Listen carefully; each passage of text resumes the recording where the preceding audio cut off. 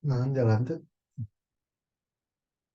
Bismillahirrahmanirrahim. Assalamualaikum warahmatullahi wabarakatuh.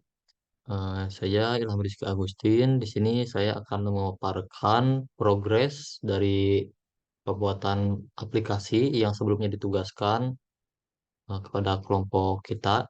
Di sini saya atau kita akan telah membuat aplikasi website untuk menghitung jumlah kalori dalam makanan dan juga untuk menghitung body mass index bagi pengguna yang sebelumnya kita berencana untuk membuat aplikasi AR mengenai kisah-kisah Nabi yang ternyata kami rasa aplikasi tersebut eh, lebih cocok untuk anak-anak dan kurang tepat apabila diaplikasikan untuk kalangan mahasiswa dan kampus sehingga akhirnya kami memutuskan untuk berubah menjadi membuat aplikasi alat pengukur kalori ini.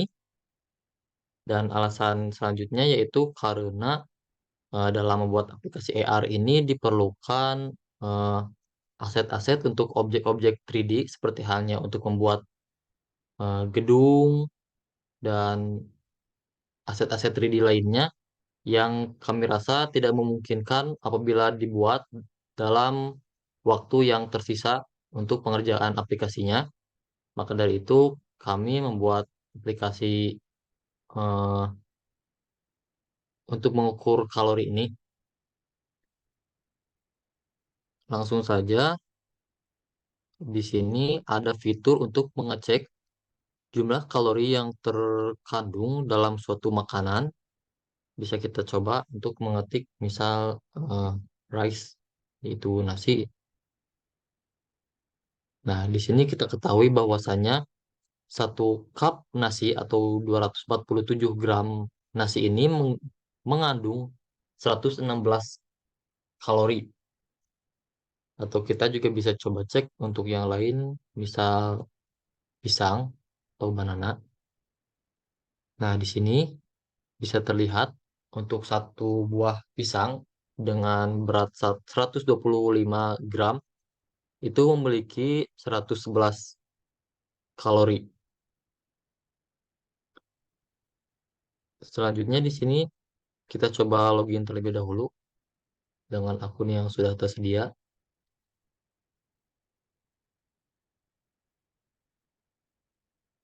Nah, di sini juga kita ada fitur untuk pengecekan body mass index atau untuk mengukur jumlah kalori harian yang dibutuhkan untuk pengguna dengan kita memasukkan tinggi badan dan juga berat badan serta aktivitas sehari-hari kita mulai dari sedang, ringan sampai aktivitas berat. Langsung saja kita coba masukkan. Misal tinggi badan saya adalah 172, berat badan 60 kilogram dengan aktivitas sehari-hari yaitu aktivitas ringan misal.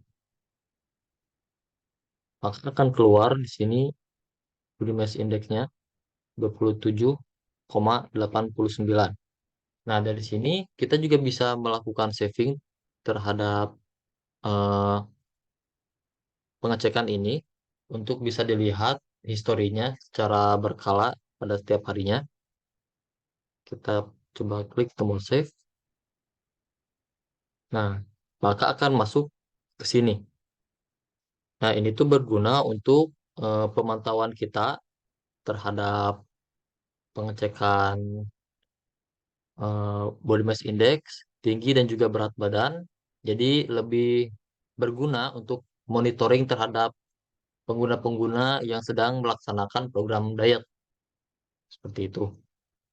Jadi bisa digunakan untuk improve lah, sebagai improve olahraga, sebagai improve dalam pengukuran berat badan harian lainnya gitu. Kemudian juga kita di sini ada fitur untuk tips and tricks seputar kesehatan yang nantinya bisa diupdate oleh admin dengan secara berkala gitu. Selanjutnya saya akan menjelaskan untuk rancangan instrumen dalam survei harga mengenai aplikasi kalori tracker ini.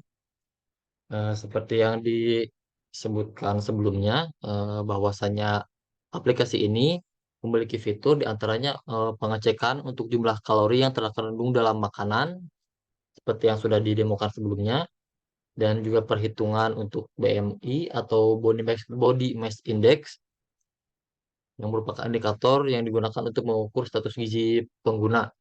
Dan juga ada fitur untuk melihat riwayat pemantauan, seperti yang sebelumnya saya demokan.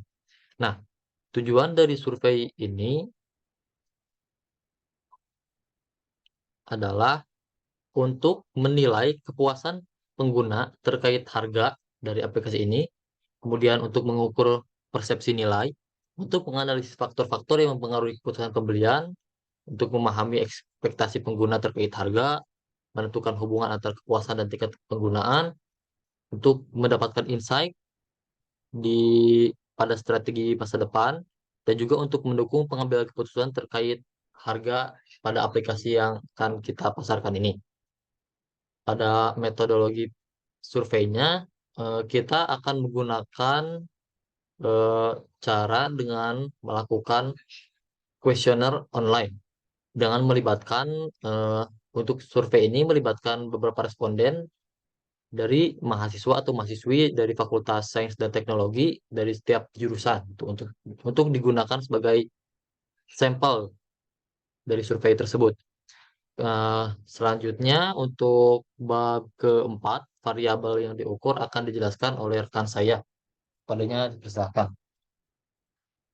Perkenalkan, nama saya Muhammad Hafir Anwar. Di sini saya akan melanjutkan pembahasan mengenai variabel yang diukur. Nah, yang pertama itu terdapat si harga aplikasinya. Jadi, ada harga jual, pertanyaan untuk mengukur sejauh mana penggunaan puas dengan harga jual yang dikenakan. Contohnya itu, sejauh mana Anda puas dengan harga jual aplikasi pelacakan kalori kami. Ya, skala levelnya itu yaitu 1 sampai 5. Selanjutnya ada persepsi nilai.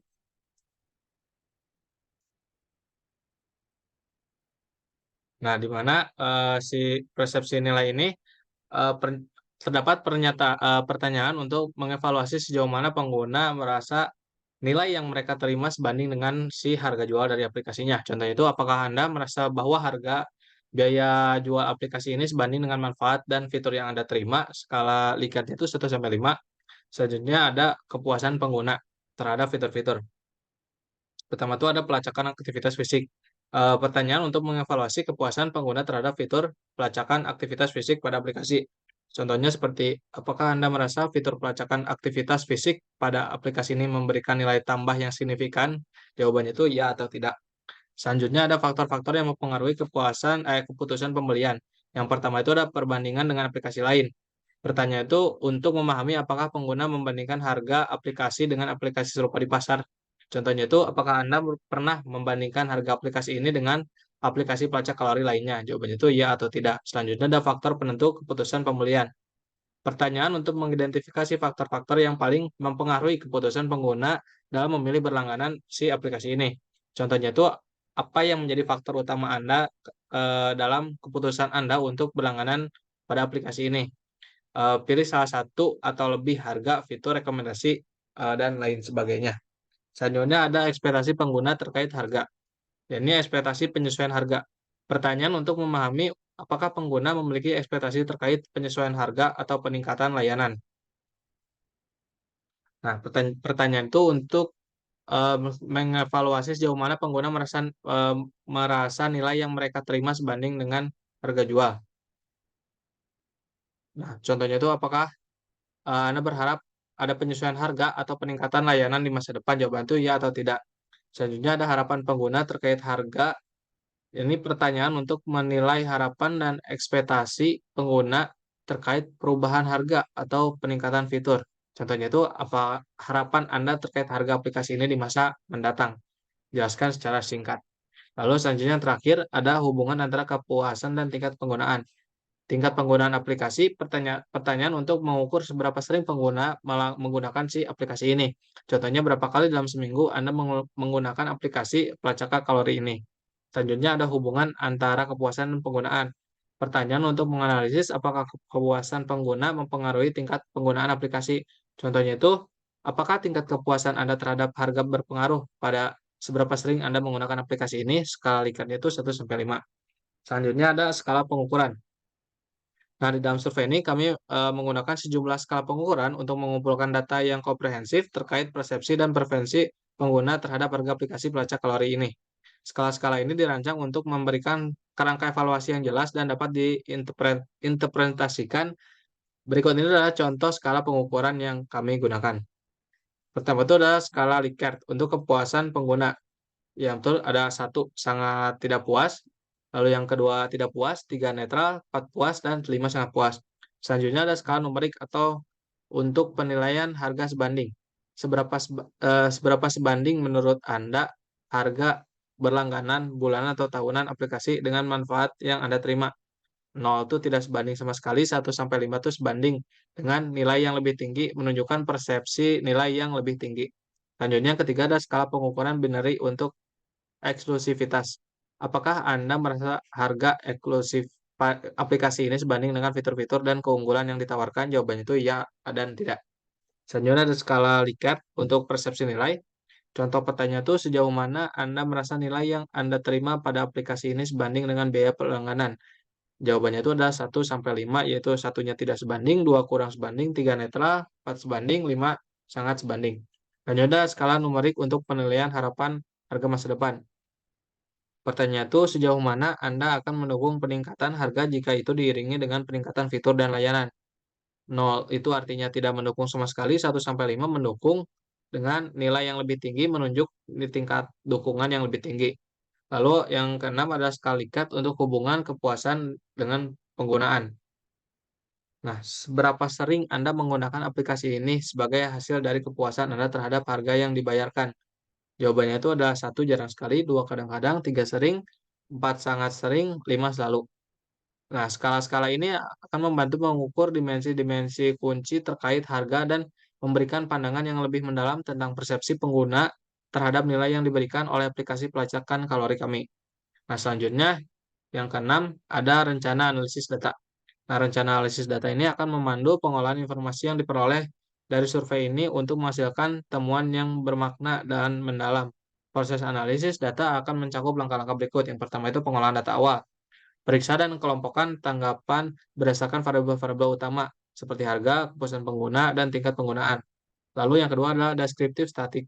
Hitung statik deskriptif seperti rata-rata, median, dan defisi standar untuk variabel-variabel utama seperti harga bulanan, harga kepuasan, dan harga frekuensi penggunaan. Yang ketiga ada analisis kepuasan pengguna. Gunakan skala Likert untuk mengukur tingkat kepuasan pengguna terkait harga, identifikasi tren dan pola di antara responden yang sangat puas, puas, netral, tidak puas, dan sangat tidak puas. Selanjutnya ada analisis persepsi nilai. Evaluasi hubungan antara harga berlangganan dan persepsi nilai yang diterima oleh pengguna. Identifikasi apakah ada perbedaan persepsi nilai antara kelompok pengguna dan yang membayar lebih tinggi atau lebih rendah. Lalu yang kelima itu ada analisis faktor-faktor pengaruh keputusan pembelian. Identifikasi faktor-faktor utama yang mempengaruhi keputusan pembelian pengguna, termasuk harga, fitur-fitur, dan persepsi persaingan. Gunakan analisis faktor untuk memahami hubungan antara variabel ini. Yang keenam ada analisis korelasi, menentukan kolerasi antara tingkat kepuasan pengguna dengan tingkat penggunaan dan pembayaran. Analisis ini dapat memberikan wawasan tentang sejauh mana kepuasan pengguna mempengaruhi keterlibatan pengguna. Yang ketujuh ada analisis perbedaan regional atau demografis. Jika relevan, lakukan analisis perbedaan dengan persepsi harga dan kepuasan pengguna berdasarkan faktor regional atau demografis. Hal ini dapat membantu penyesuaian strategi harga untuk segmen pasar yang berbeda. Selanjutnya yang kedelapan ada analisis regresi opsional, yaitu ini jika diperlukan, lakukan analisis regresi untuk memahami hubungan yang lebih lanjut antara variabel-variabel utama dan menganalisis faktor-faktor yang mempengaruhi harga dan kepuasan pengguna. Yang kesembilan adalah presensi temuan. Presentasikan temuan utama dalam bentuk grafik, tabel, dan narasi yang mudah dipahami. Fokus pada pola dan temuan yang dapat mendukung pengambilan keputusan terkait harga. Selanjutnya, yang terakhir ke-10 ada rekomendasi dan tindakan lanjut. Berdasarkan temuan, ajukan rekomendasi untuk perubahan strategi harga, peningkatan fitur, atau langkah-langkah lain yang dapat meningkatkan nilai kepuasan pengguna. Nah, untuk selanjutnya akan dijelaskan oleh teman saya. Kepadanya saya persilahkan.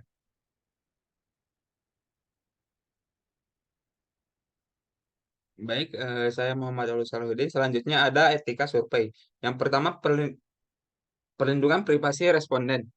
Kami menempuh langkah-langkah untuk memastikan bahwa privasi setiap responden dijaga dengan cermat.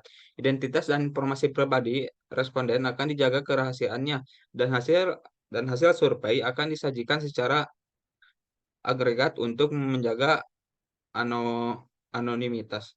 Yang kedua ada kebebasan partisipasi. Partisipasi dalam survei ini adalah sukarela dan responden memiliki hak untuk menarik diri kapan saja tanpa konsekuensi negatif.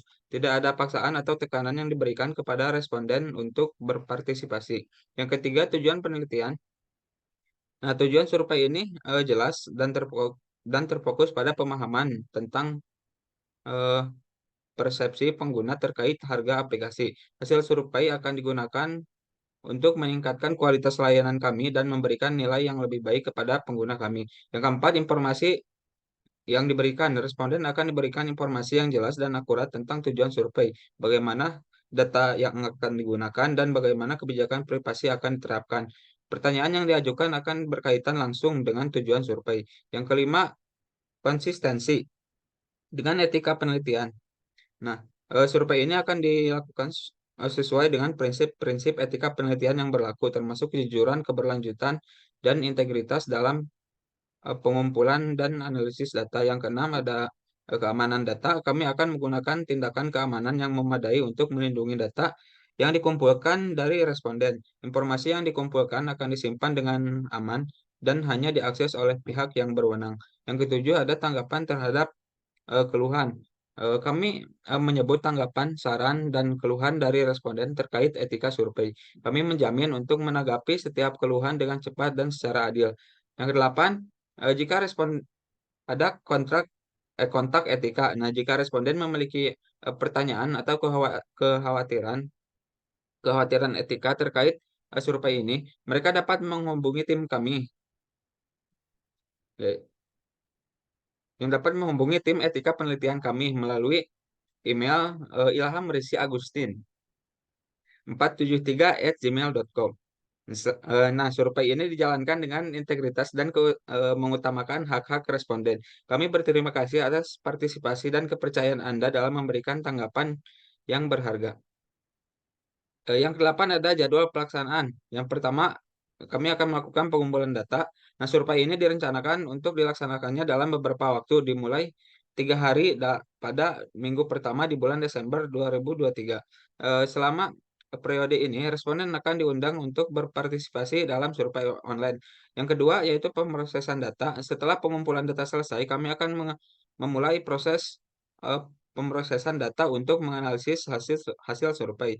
Nah, pemrosesan ini dijadwalkan pada hari keempat di minggu pertama bulan Desember 2023. Nah, yang terakhir yang kesembilan ada kesimpulan. Nah, survei ini dirancang dengan cermat untuk mendapatkan wawasan mendalam tentang bagaimana pengguna atau calon pengguna menilai harga aplikasi. Fokus utama survei adalah untuk memahami sejauh mana harga aplikasi ini sejajar dengan persepsi nilai yang diberikan kepada pengguna. Nah, metode survei yang dipilih melibatkan penggunaan pertanyaan terstruktur dan skala pengukuran yang diarahkan untuk menggali informasi tentang kepuasan pengguna, fitur-fitur aplikasi, harga, dan perbandingan dengan pesaing di pasar. Pertanyaan-pertanyaan ini akan mencakup aspek-aspek kunci dan yang relevan dengan pengguna dan penerimaan aplikasi pelacakan kalori. Jadwal pelaksanaan survei telah ditetapkan dengan jelas, mencakup periode pengumpulan data, pemrosesan data, analisis data, dan penyusunan laporan. Pemberian umpan balik kepada responden juga dipertimbangkan sebagai langkah penting untuk menghargai kontribusi mereka. Nah, selanjutnya, Mungkin eh, cukup sekian untuk pemaparan dari rancangan survei kami. Dicukupkan sekian. Mohon maaf bila ada kesalahan. Assalamualaikum warahmatullahi wabarakatuh.